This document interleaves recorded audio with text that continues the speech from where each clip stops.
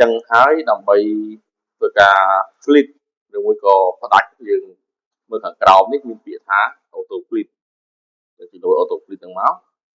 អញ្ចឹងនៅក្នុងពេលដែលយើងចុច auto flip នេះវាមានមុខងារចំនួន2ទៀតដែលឲ្យយើងធ្វើការធ្វើអញ្ចឹងមុខងារទី1យើងទៅ flip by បាទសូមគោរពជំរាបសួរបងប្អូនអរគ្នាអញ្ចឹងថ្ងៃនេះខ្ញុំមាន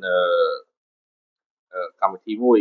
ដែលជួយឲ្យបងប្អូនងាយស្រួលក្នុងការបំបែកវីដេអូជាคลิปខ្លីៗទៅតាមអ្វីដែលបងប្អូនបានអញ្ចឹងកម្មវិធីនោះមានឈ្មោះថា Wondershare Unique Converter អញ្ចឹងយើងត្រូវបើកកម្មវិធីហ្នឹងមក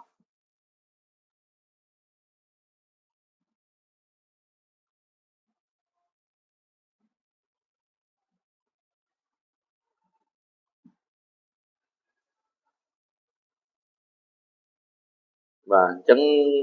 ចេញទម្រង់បែបនេះយើងចុចឲ្យធំមកបាទអញ្ចឹងដើម្បីធ្វើឲ្យវីដេអូដែលមាន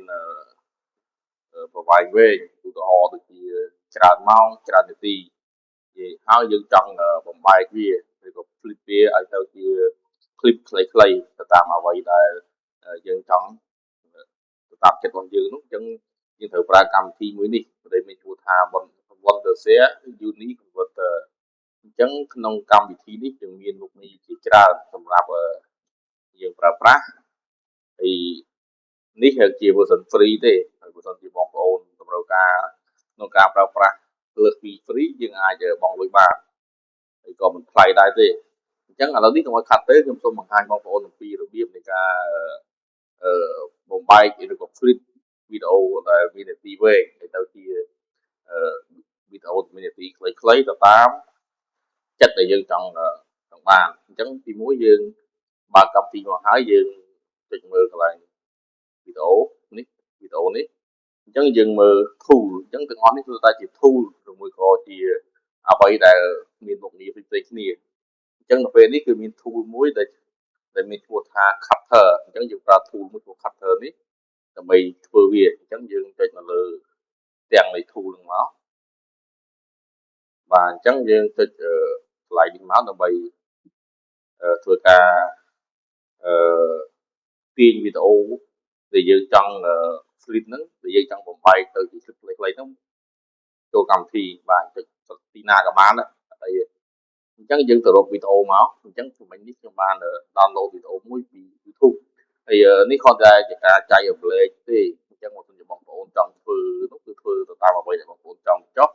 អញ្ចឹងយើងបើកវីដេអូហ្នឹងមកយើងដល់មក click លើវាក៏បានយើងclickនៅលើវាមួយហើយយើង open ក៏បានដែរបាទអញ្ចឹងនៅពេលដែលយើង open វារួចវានឹងបើកមកបែបនេះបែបនេះអញ្ចឹងយើងមើលនេះគឺជា tool មួយឬក៏មុខងារមួយនៅក្នុងកម្មវិធី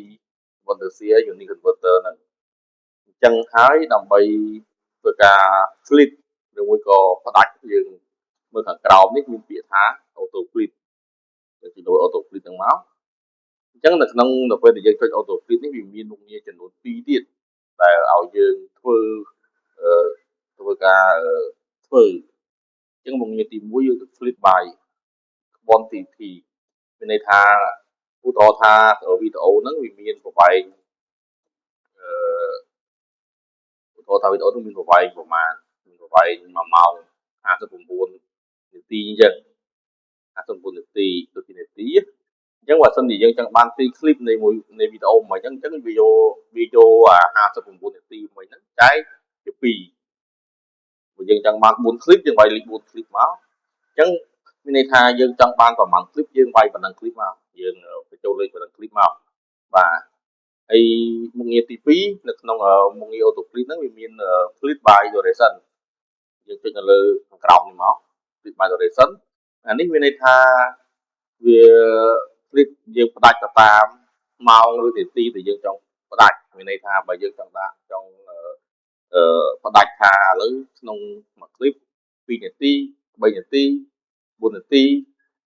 អញ្ចឹងយើងអាចវាយលេខបានអញ្ចឹងបើយើងចង់បាន4នាទីយើងវាយលេខ4មកបើយើងចង់បាន5នាទីយើងវាយលេខ5មកបាទ ចឹងឧទាហរណ៍ថាខ្ញុំដាក់5នាទីចឹងទៅឧទាហរណ៍បាទចឹង5នាទីអញ្ចឹងមានន័យថាក្នុងចំណោមคลิปវីដេអូដែលខ្ញុំយកឧទាហរណ៍មកនេះវាមានរយៈពេល59.9 វិនាទីអញ្ចឹងវានឹងយកចែកនឹងវិជានាទីមកវាឃើញប្រហែលคลิปអញ្ចឹងវាអាចច្រើនคลิปបាទច្រើនคลิปអញ្ចឹងចំណុចនេះខ្ញុំចង់ជម្រាបថាអឺគឺជាចំណងក្នុងចិត្តរបស់យើងទេព្រោះយើងចង់បានក្នុងមួយคลิปប្រហែលនាទីក៏បានដែរបាទតែបើយើងចង់បានប្រហែលคลิปគិតជាคลิปក៏បានដែរយើងចង់បាន10คลิปយើងយកខាងលើដើម្បី10មកអញ្ចឹងវានឹងយក59.9 វិនាទីហ្នឹងចែកនឹង10คลิปស្មើប្រហែលคลิปហើយអត់ចែកនឹង10คลิปស្មើនឹងមួយคลิปប្រហែលនាទីហើយសូមអធិស្ឋានហើយបើយើងចង់បានជានាទីហ្មងយើងវាយខាងក្រោមយើងយកមុខខាងក្រោម flip by duration បាទខ្ញុំសូមបញ្ជាក់ប៉ុណ្ណឹងហើយអញ្ចឹងឧទាហរណ៍ថាខ្ញុំចង់បាន5នាទីក្នុងមួយคลิปបាទខ្ញុំបី5មកយើងចង់បាន10ខ្ញុំបី10មកអញ្ចឹងក្នុងនេះខ្ញុំបី5ចុះបាទអញ្ចឹងខ្ញុំពេចពាក្យ confirm ហើយកន្លែងនេះ keep the selection segment នេះមានន័យថាបើសិនជាយើងคลิกយកវាអញ្ចឹងវានឹងចាំដល់ពេលដែលបងប្អូនធ្វើ split នៅវីដេអូផ្សេងៗទៀតទៅក្រោយវានឹងអូតូមកវានឹងអូតូ select យក duration ហើយនឹង5 second 5នាទីនេះដោយសារប្រវត្តិហ្មងបាទខ្ញុំបញ្ជាក់ប៉ុណ្ណឹងហើយចុច confirm មកបាទអញ្ចឹងដល់ពេលយើងចុច confirm យើងមើលនេះវាមាន001នេះជាឈ្មោះរបស់ file វីដេអូរបស់យើង001មួយនេះមានន័យថាវាចាប់ផ្ដើមផ្ដាច់ដំបូងគេនេះ5នាទីបងប្អូនមើលនេះកន្លែងនេះពី0នាទីដល់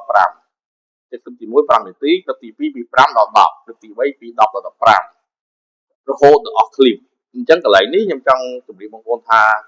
នៅពេលដែលបងប្អូនជួយដល់ចំណុចនេះហើយអញ្ចឹងคลิปទី1នេះដែលមានយើងមើលនេះដែលមាននាទី59.59នេះបើយើងមិនលុបវាចោលទេមិនខ្វែងចោលកន្លែងនេះទេអញ្ចឹងនៅពេលដែលយើង export ទៅវានឹងយូរចំណាយពេលយូរហើយអត់ប្រយោជន៍ទេអត់មានប្រយោជន៍ទេអញ្ចឹងកន្លែងនេះយើងគ្រាន់តែខ្វែងវាចោលទៅព្រោះយើងអត់ចង់បានវាទេព្រោះយើងចង់បានតែគិតតែខ្លីៗទេបាទអញ្ចឹងយើងលុបចោលទៅបាទអញ្ចឹងយើងមើលទាំងអស់យើងមាន12 clip បាទហើយកន្លែងនេះខ្ញុំសូមបញ្ជាក់បន្តិចកន្លែង console នេះគឺជាប្រភេទដែលយើងចង់ export ទៅបើយើងមានវីដេអូយើងចង់ export ទៅជា audio ក៏បានអញ្ចឹងកុំឲ្យច្រឡំបើបងប្អូនexport ជាទាញជាវីដេអូបំបែកជាវីដេអូយើងយកវីដេអូទៅហើយកន្លែងហ្នឹងយើងមិនបាច់ជ្រើសរើសទេ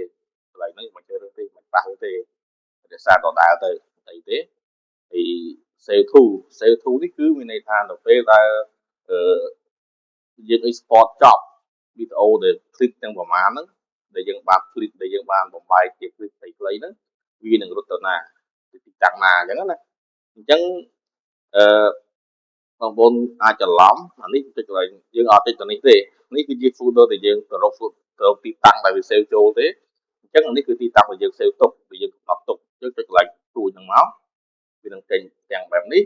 អញ្ចឹងខ្ញុំឧទាហរណ៍ថាខ្ញុំដាក់ desktop ចុះបាទ desktop ហើយខ្ញុំដាក់ folder មួយចុះខ្ញុំដាក់0001អញ្ចឹងទៅតែនៅពេលដែលបងប្អូនធ្វើបងប្អូនដាក់ត្រូវឈ្មោះទៅដើម្បីងាយស្រួលចំណាំថ្ងៃក្រោយកុំឲ្យពិបាកដូរតែម្ដងអញ្ចឹងខ្ញុំបង្កើត folder រួចហើយខ្ញុំនឹងចុច select folder ដែលខ្ញុំបានបង្កើតហ្នឹងដើម្បីទុក clip ដែលយើងបាន export ចេញហ្នឹងបាទអញ្ចឹងយើងមើលបន្ទាប់ពីយើងបដូរទីតាំងបដូរ file ហើយអញ្ចឹងវាប្រាប់អ្នក save to ហើយ C user theme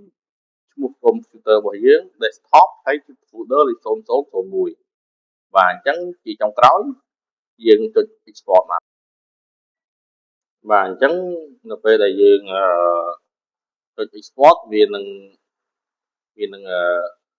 ចេញទម្រង់បែបនេះមានន័យថាមុខងារ cutter នៅក្នុងកម្មវិធី Uni Vandosia Uni Converter នេះវានឹងធ្វើការ export វីដេអូដែលយើងបានផ្ដាច់ទាំង12 clip ហ្នឹងទុកបាទអញ្ចឹងសូមរងចាំបន្តិច